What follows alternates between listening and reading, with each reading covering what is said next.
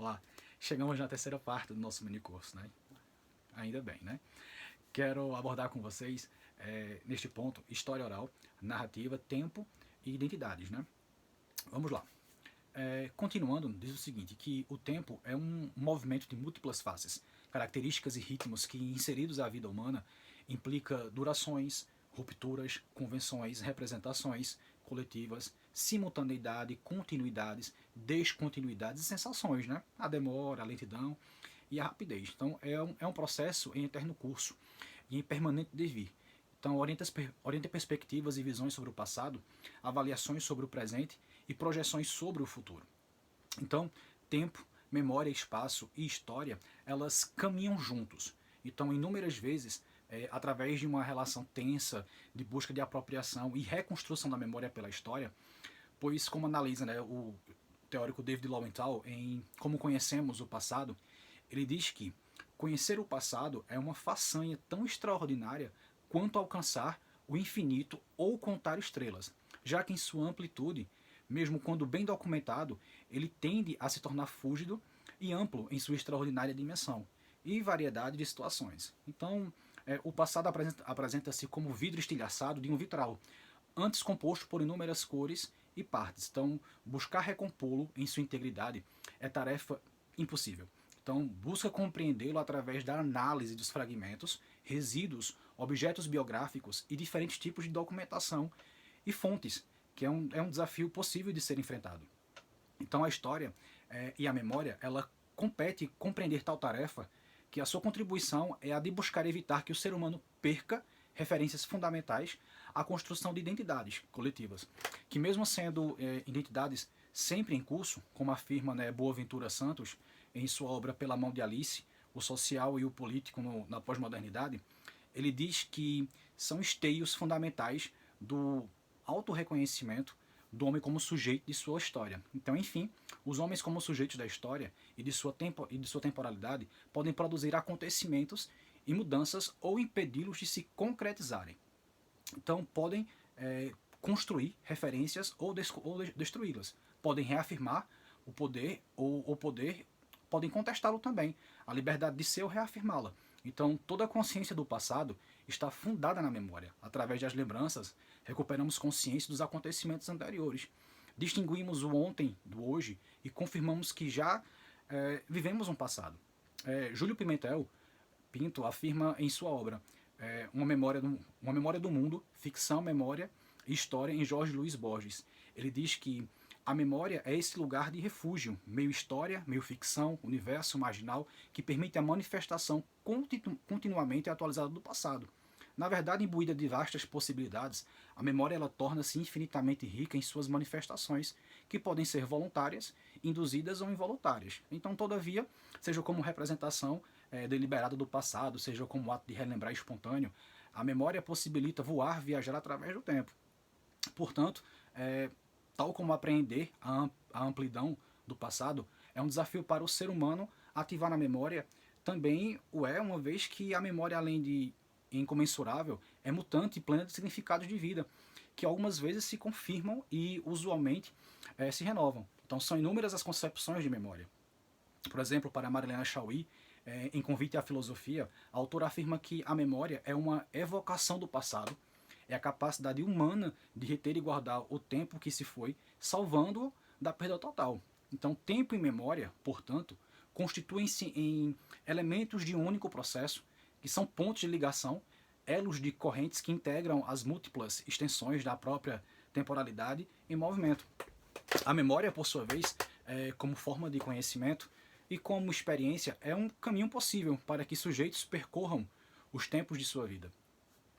Para Norberto Bobbio, em O Tempo da Memória, ele diz que essa possibilidade é tão significativa que, ao refletir sobre o ato de rememorar, constata que o relembrar é uma atividade mental que não exercitamos com frequência, porque é desgastante ou embaraçosa, mas é uma atividade salutar. Na rememoração, reencontramos a nós mesmos e a nossa identidade, não obstante muitos anos transcorridos, os mil fatos vividos. Se o futuro se abre para a imaginação, mas não nos pertence mais, o mundo passado é aquele no qual, recorrendo a nossas lembranças, podemos buscar refúgio dentro de nós mesmos, debruçar-nos sobre nós mesmos e nele reconstruir nossas identidades. Então a memória ela é base construtora de identidades e solidificadora de consciências individuais e coletivas.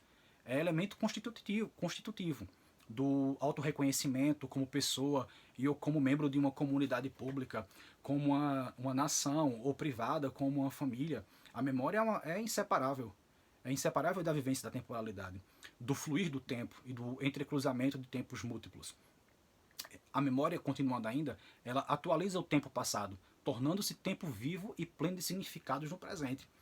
Os conceitos e significados da memória são vários, já que a memória não se reduz ao ato de recordar. Então, revelam os fundamentos da existência, fazendo com que a experiência, a existência através da narrativa, integre-se ao cotidiano, fornecendo-lhe significados e evitando dessa forma, de acordo com o Todorov afirma, em O Homem Desenraizado, ele diz que a humanidade perca raízes, lastros e identidades. Já para Marieta Ferreira, em Usos e Abusos da História, ela salienta que a memória é construção do passado pautada por emoções e vivências. É flexível e os eventos são lembrados à luz da experiência subsequente das necessidades do presente. Já para outro teórico, o Fernando Catroga, em Memória, História e Historiografia, ele atenta para a relevante questão referente à construção seletiva e tensa no tempo presente dos processos peculiares à memória que englobam lembranças e esquecimento. Então, dessa forma, o conceito de memória não é homogêneo e conforma-se por múltiplos significados, entre os quais se destacam. Prestem atenção, tá? Primeiro, ordenação e releitura dos vestígios, espontânea, induzida, relacionada a comportamentos, mentalidades, valores, experiências e tradições. Retenção de elementos inerente a conhecimentos adquiridos. Estabelecimento de nexos entre o presente e as experiências vividas. A evocação do passado através de lembranças. Afirmação de identidades através do reconhecimento da pluralidade e da alteridade que conformam a vida em fluxo contínuo. Atualização do passado no eterno presente. A retenção e manifestação através de ato de recordações vagas, telescópicas, profundas e transparentes, autocensuradas, registradas, esquecidas, selecionadas. Seleção e tensão entre o lembrar e o esquecer. A seleção a tensão entre o narrar e o silenciar. A evocação de utopias que libertam o homem, fazendo do passado suporte para a reconstrução do próprio presente e para a construção do futuro.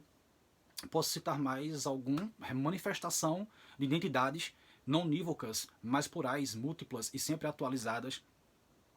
Reconhecimento de espaços perdidos ou reencontrados na própria memória, obviamente.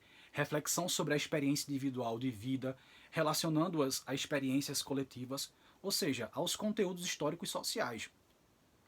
Então, os significados, tantos e tão potencializadores, que confluem as dimensões superiores da vida, humanista em sua essência, dialética em sua propensão transformadora, dilacerada, múltipla e plural em sua sociabilidade, a memória contém incomensuráveis potencialidades, destacando-se o fato de trazer consigo a forte marca dos elementos e mitos fundadores, além dos elos que conformam as identidades e as relações de poder.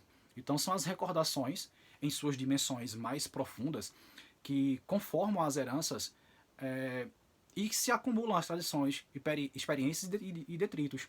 Então a memória é mais relacionada à imaginação do que à história, define relevância a tudo que evoca o passado e a tudo que passou, garantindo assim a sua permanência reatualizada ou mesmo ressignificada no presente. Então a memória ela encontra-se, portanto, de acordo com Pierre Nora, em Les Lieux de Memorie, ele diz que em múltiplos lugares, os lugares da memória materializa-se no esforço das coletividades para não se perderem no esquecimento e no eterno presente. Então são os homens memoriosos ou narradores, reportando-nos a Jorge Luiz Borges em Obras Completas, em seu poema Curso das Lembranças, se não estiver enganado, ele diz que fazem dos romances, dos poemas e das biografias lugares da memória. Então são os profissionais da história, os museólogos, os arquivistas responsáveis pela preservação de vestígios e fragmentos do que passou, que fazem dos museus, dos arquivos, centro de documentação, entre outros lugares da história. Os acontecimentos da vida em comunidades e mesmo das experiências mais solitárias da vida humana são sinais exteriores, são estímulos para o afloramento de lembranças que constituem o estofo do tempo da memória individual, local, comunitária, regional, nacional ou mesmo internacional. Então, a memória em sua extensa potencialidade ultrapassa até o tempo de vida individual por meio de relatos de experiências familiares, de crônicas que registraram o cotidiano, de tradições, de histórias contadas através de gerações de inúmeras formas de narrativas. Constrói-se a memória de um tempo que antecedeu ao da vida de uma pessoa. Então, ultrapassa-se o tempo presente e o homem mergulha no seu passado ancestral. Então, nessa dinâmica, memórias individuais e memórias coletivas encontram-se, fundem-se e constituem como possíveis fontes para a produção do conhecimento histórico. Eu acho que está dando para vocês conseguirem encaixar bem. Então, não canse não, viu? Tem mais. Atentem-se nesse ponto que eu vou abordar sobre sujeito, narrativa e história, o olhar da memória. Vamos lá. As narrativas, quais os lugares da memória, são instrumentos importantes de preservação e transmissão de heranças identitárias e tradições. Então, são de acordo com Cléria Botelho Costa e a Nancy Alessio Magalhães, na obra Contar Histórias, Fazer Histórias, que elas dizem que elas abordam modos de traduzir o social. Então, as narrativas sob a forma de registros orais ou escritos são caracterizados pelo movimento peculiar à arte de contar, de traduzir em palavras os registros da memória e da consciência da memória no tempo. Então, são importantes como estilos de transmissão de geração para geração das experiências mais simples da vida cotidiana e dos grandes eventos que marcaram a história da humanidade. Então, são suportes das identidades coletivas e do reconhecimento do homem como ser no mundo. Tem na natureza dinâmica e como gênero específico do discurso, elas integram a cultura de diferentes comunidades. Então, são peculiares, incorporam dimensões materiais, sociais, simbólicas e imaginárias. Plenas de dimensão temporal, têm na experiência sua principal fonte, pois, ao narrar, as pessoas estão sempre fazendo referências ao passado e projetando imagens numa relação imbricada com a consciência de si mesmas ou daquilo que elas próprias aspiram ser na realidade social. Então as narrativas têm a potencialidade de fazer viajar o ouvinte através da viagem narrada, como fontes para a construção do conhecimento histórico. O seu potencial é inegável, pois também, como afirma o Walter Benjamin em Obras Escolhidas, ele diz que incorpora as coisas narradas à experiência dos seus ouvintes. Em outras palavras, para ser sincero, possibilitam também pontuar entre o momento da fala e o eternizar da escrita que vazam no tempo o sentido da existência. Foi isso aí, lembrei. Eu sei que é muita coisa, mas espero que eu esteja atingindo meus objetivos com vocês. E se não estiver, peço perdão e prometo que sempre estarei evoluindo e tentando melhorar cada vez mais. Né? É minha função como ser humano e também como historiador, buscar sempre o melhor e evoluir como ser humano e profissional. Mas, voltando ao nosso assunto, no tempo presente, no mundo marcado pela cultura virtual e pela velocidade, muitas vezes descartável das informações, tendem a desaparecer os narradores espontâneos, aqueles que fazem das lembranças convertidas em casos, lastros do pertencimento e sociabilidade. Então, nessa dinâmica de velocidade incontida, desenfreada, perdem-se as referências, diluem-se os substratos da vida e reduzem-se as possibilidades de reconstrução do saber. Então, nesse sentido, tem a teórica Beatriz Sarlo, em Tempo Presente, nota sobre a mudança de uma cultura. Ela afirma que o presente, ameaçado pelo desgaste da aceleração, ele converte-se enquanto transcorre em matéria da memória. E também que há uma coincidência entre a aceleração do tempo e a vocação memorialista. Então a aceleração ela produz exatamente um vazio de passado que as operações da memória tentam compensar. Então a comunidade acadêmica, preocupada com a transmissão das heranças do passado, que possam servir como esteios para o futuro, tem buscado criar alternativas para que o registro da fala dos narradores e de narradores, anônimos ou não, possa funcionar como um dos elos entre o que passou e o que ficou. Então, possa se transformar no olhar do tempo presente sobre a experiência do tempo ido, mas não perdido.